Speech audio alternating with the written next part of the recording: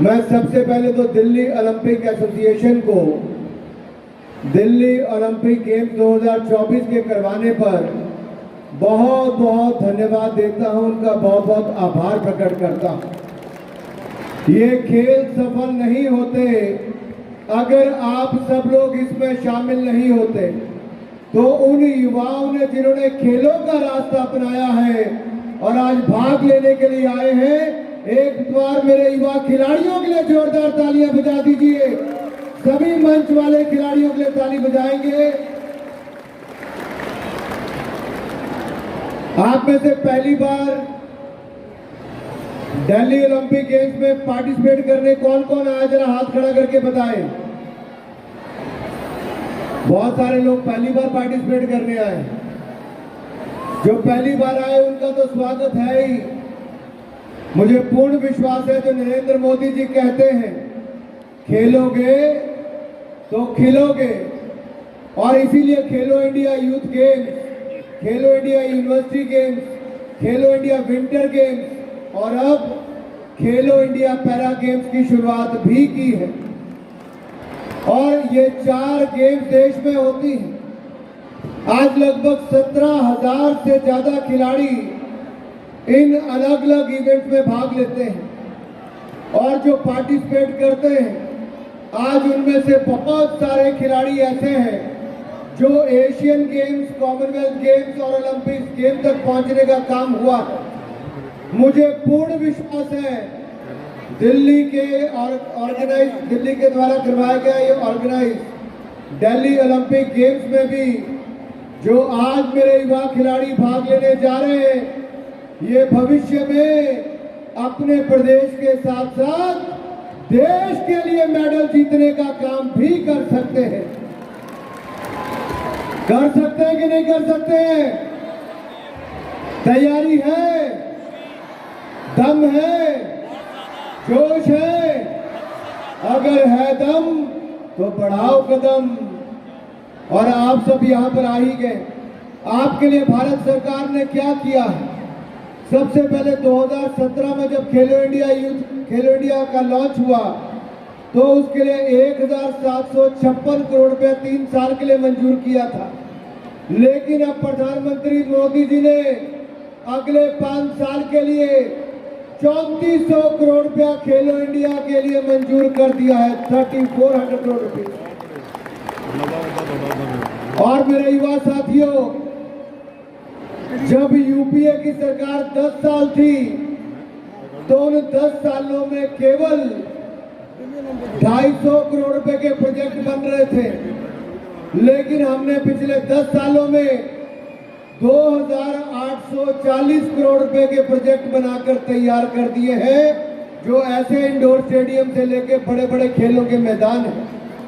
हमने अब तक 14 खेलो इंडिया गेम्स कर दी हैं।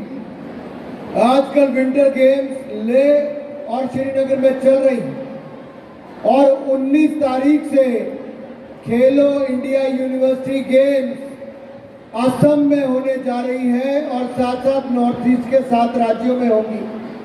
आप में से जो भी यूनिवर्सिटी में खेलता है उसके लिए अष्टलक्ष्मी यानी कि असम और बाकी नॉर्थ ईस्ट के 7 राज्य, यहाँ पर एक टूर्नामेंट होगा और यहाँ पर भी खिलाड़ियों को खेलने का अवसर मिलेगा। भारत सरकार के माध्यम से 23 नेशनल सेंटर ऑफ एक्सीलेंस चल रहे हैं, जहाँ पर खिलाड़ियों का रहने का, खाने पीने का, ट्रेनिंग का सारा खर्चा भारत सरकार वहन करती है। इसी तरह से खेलो India state centre of excellence देश भर में चल रहे हैं। हमारे 296 एक्रेडिटेड अकेडमीज, मान लीजिए योगेश्वर जी की अकेडमी है तो हमने उसको एक्रेडिटेशन दिया तो वो चल रही है। ऐसी देश भर में एक्रेडिटेड अकेडमी चल रही है, जहां पर खिलाड़ी अगर पार्टिसिपेट करता है, उसका चयन होता है, तो उस खिलाड़ी के लिए 5 लाख रुपया भारत सरकार अपनी ओर से खर्चा देती है और 1,20,000 रुपया उसको जेब खर्च साल का देती है। और अगर वो टारगेट ओलंपिक पोडियम स्कीम में आ जाए, टॉप स्कीम में आ जाए, तो जो एलीट खिलाड़ी हैं उनके लिए बोर्डिंग, लॉजिंग, ट्रेनिंग, ये सारा खर्चा देश और विदेश का भारत सरकार देती है और खिलाड़ी को 50,000 रुपया महीना यानी कि 6 लाख रुपया साल का जेब खर्च भी भारत सरकार अलग से देती है, जो आज तक कभी नहीं हुआ। वो नरेंद्र मोदी की सरकार पिछले 9 साल से कर रही है। और जो हमारे एक्रेडिटेड और हमारे जो डेवलपमेंट एथलीट हैं उनका भी बोर्डिंग, लॉजिंग, ट्रेनिंग सारा खर्चा भारत सरकार देती है और 3 लाख रुपया उनको जेब खर्च यानी कि 25,000 रुपया महीना जेब खर्च अलग से भारत सरकार देती है। आज खिलाड़ी अगर अच्छा खेलता है तो उसे अपने खर्चे की चिंता नहीं करनी, केवल खेल पर ध्यान देना है। आप पर खर्चा करने के लिए मुझे मोदी जी ने जिम्मेदारी दी है और अगले 5 साल के लिए भी पूरे बजट का प्रावधान मोदी सरकार ने कर दिया है। इस साल मैं कह सकता हूं जब यूपीए की सरकार थी, कांग्रेस की सरकार, उससे 3 गुना ज्यादा बजट मोदी सरकार ने कर दिया है ताकि हमारे खिलाड़ी आगे बढ़ सकें। मेरे युवा साथियों, अगर आपके जिले में भी खेलों का सेंटर बने तो इसके लिए हमने एक नई योजना लेकर आए हैं, खेलो इंडिया सेंटर। और ये खेलो इंडिया सेंटर जो है, हमने सोचा तो था कि हम 750 सेंटर खोलेंगे भारत के आजादी के 75 वर्ष मनाने के लिए, लेकिन मुझे लगा कि 750 से काम नहीं चलेगा, तो हमने प्रधानमंत्री जी से मंजूरी ले ली है। हम अगले 10 साल में नहीं, इसी साल 31 मार्च से पहले देश में 1000 से ज्यादा खेलो इंडिया सेंटर खोल देंगे। हर जिले में एक सेंटर होगा और इस सेंटर में फॉर्मर चैंपियन एथलीट, कोई पूर्व खिलाड़ी जो चैंपियन रहा हो, उसको ट्रेनिंग देने का अवसर मिलेगा, उसको एकेडमी खोलने का अवसर मिलेगा, सेंटर चलाने का अवसर मिलेगा। उस सेंटर में जो सामान है 5 लाख रुपए हम उसके लिए देंगे और हर साल उस खिलाड़ी को 5 लाख रुपया सेंटर चलाने के लिए भी देंगे। उस खिलाड़ी के रोजगार का अवसर भी मिल गया और आपको कोच भी अपने जिला में मिल जाएगा।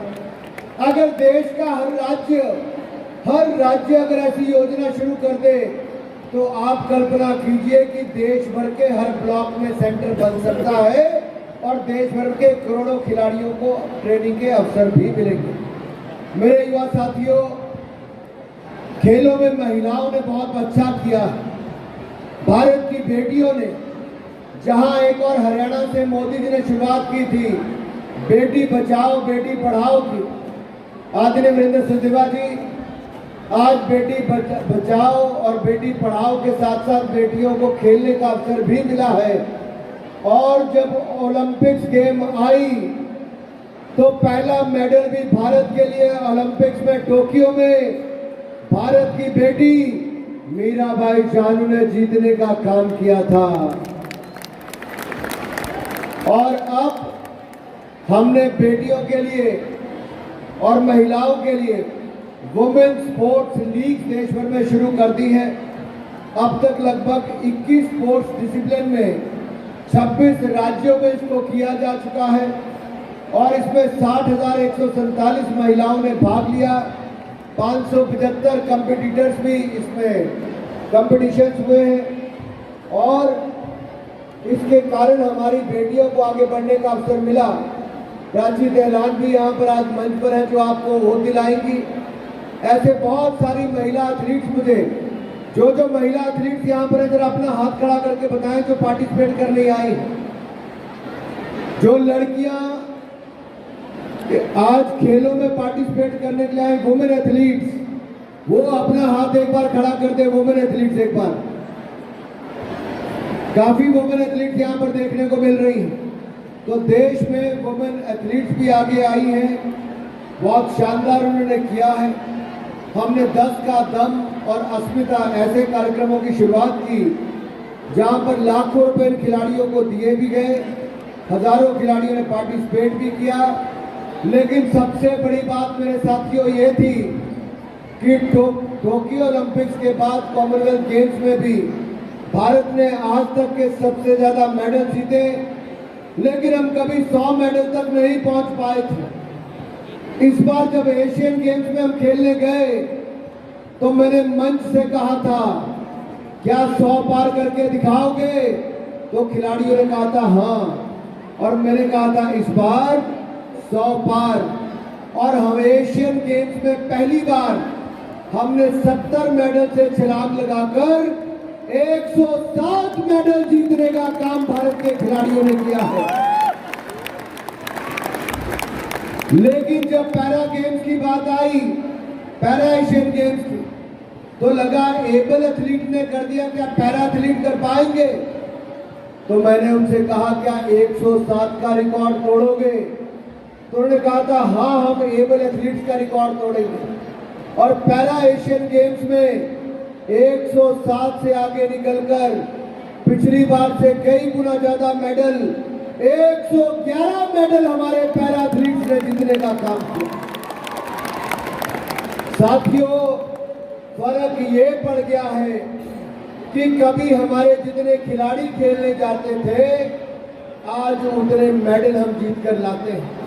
रियो ओलंपिक्स में 19 खिलाड़ी पैरा गेम्स के लिए गए और टोक्यो में हमने 19 मेडल जीतने का काम किया 4 साल के बाद। ये फर्क भारत में पड़ रहा है। बहुत तेजी के साथ खेल लोकप्रिय हो रहे हैं, युवा खेलों में भाग लेना चाहते हैं, और इसलिए नरेंद्र मोदी जी कहते हैं हम भारत को स्पोर्टिंग सुपर पावर बनाएंगे। और स्पोर्टिंग सुपर पावर तब बनेगी जब बड़े खेलों का आधारभूत ढांचा बनेगा, जब खिलाड़ियों को अच्छी सुविधाएं मिलेंगी और हमारे खिलाड़ी ज्यादा मेडल जीतेंगे।